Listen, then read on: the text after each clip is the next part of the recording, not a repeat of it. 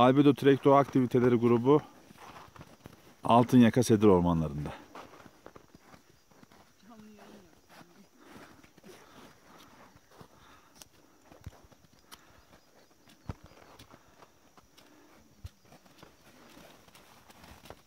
İsmail Güneysu,